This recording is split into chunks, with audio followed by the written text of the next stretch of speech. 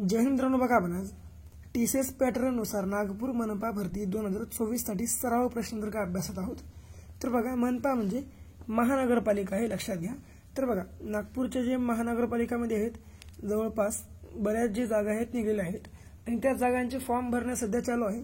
शेवटची तारीख बघा 15 जानेवारी 2025 आहे। 15 जानेवारी 2025 पर्यंत जे आहे आपण नागपूर मनपा भरती 2024 तर या भरतीसाठी जे आहेत आपण पदांसाठी विविध पदांसाठी अर्ज करू शकतो।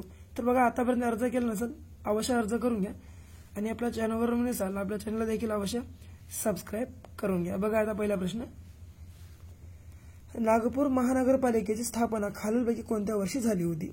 तर बघा, नागपूर महानगरपालिकेची जी स्थापना आहे ती 1951 या वर्षी झाली। तुम्हाला लक्षात ठेवायचं 1951। पुढे, सध्या महाराष्ट्रात किती महानगरपालिका अस्तित्वात आहेत? तर सध्या आपल्या महाराष्ट्रामध्ये एकूण किती महानगरपालिका अस्तित्वात आहेत हा जर प्रश्न विचारला तर 29 महानगरपालिका अस्तित्वात आहेत।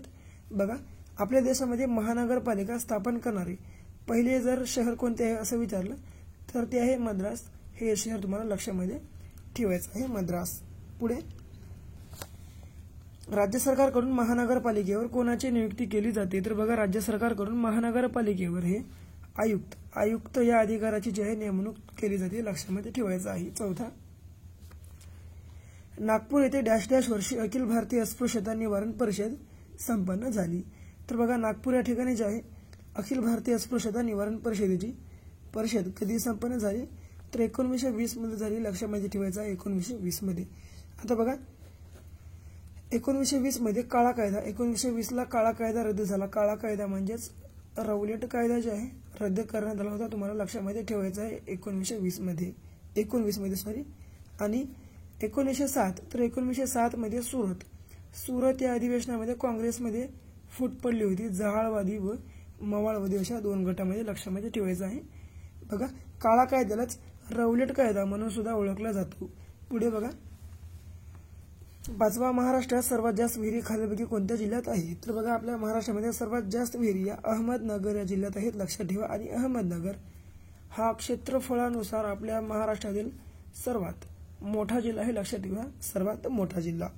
तर लोकसंख्येनुसार जर विचारला तर लोकसंख्येनुसार सर्वात मोठा जिल्हा हा ठाणे जिल्हा आहे, लक्षात ठेवा, ठाणे हा जिल्हा। पुढे, भारतीय अस्पृश्यतेचा प्रश्न हा ग्रंथ कोणी लिहिला? तर भारतीय अस्पृश्यतेचा ग्रंथ हा जो ग्रंथ आहे हा वीरा शिंदे यांनी लिहिलेला आहे, वीरा शिंदे। बघा, डॉक्टर बाबासाहेब आंबेडकरांनी thoughts and Pakistan, who were Shudras आणि प्रॉब्लेम ऑफ रुबी या इत्यादी जे ग्रंथ त्यांनी लिहिलेले आहेत। बघा, महत्वाचं म्हणजे प्रॉब्लेम ऑफ रुबी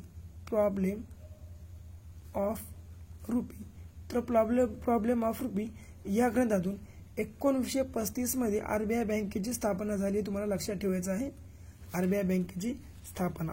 पुढे घ्या, सातवा, महाराष्ट्रामध्ये कोणत्या दिवशी रोजगार हमी कायदा लागू करण्यात आला? तर बघा, आपल्या महाराष्ट्र राज्यामध्ये कोणत्या दिवशी रोजगार हमी कायदा लागू करण्यात आला? तर लक्षात घ्या, 26 जानेवारी 1979 रोजी जे रोजगार हमी योजना कायदा लागू करण्यात आला होता। पुढे, किमान वेतन कायदा कोणत्या वर्षी संमत करण्यात आला? तर किमान वेतन कायदा जो आहे हा 1948 या वर्षी जे आहे संमत करण्यात आला होता, तुम्हाला लक्षात ठेवायचं 1948 मध्ये। पुढे, महाराष्ट्र स्थापनेचा सुवर्ण महोत्सव कोणत्या वर्षी साजरा केला जातो? करण्यात आला? तर बघा, आपल्या महाराष्ट्र स्थापनेचा सुवर्ण महोत्सव हा जो आहे हा 2010 या साली साजरा करण्यात आला। तर बघा, आपल्या महाराष्ट्र राज्याची स्थापना ही 1 मे 1960 रोजी झाली, 1960। आणि बघा, सुवर्ण महोत्सव हा 50 वर्षानंतर साजरी केला जातो। तर 60 पासून जर 2010 पर्यंत विचार केला तर 2010 पर्यंत पुरे 50 वर्ष पूर्ण झाले, त्यामुळे 2010 मध्ये आपल्या महाराष्ट्र सरकारने आपल्या महाराष्ट्र स्थापनेचा सुवर्ण महोत्सव साजरा केला होता, लक्षात घ्या। शेवटचा प्रश्न, हिंदू मुस्लिम ऐक्याचे दूत असे जिनांचे वर्णन कोणी केले? तर हिंदू मुस्लिम ऐक्यांचे दूत असे जे आहे जिनांचे वर्णन सरोजिनी नायडू यांनी केले होते, तुम्हाला लक्षात ठेवायचे आहे सरोजिनी नायडू।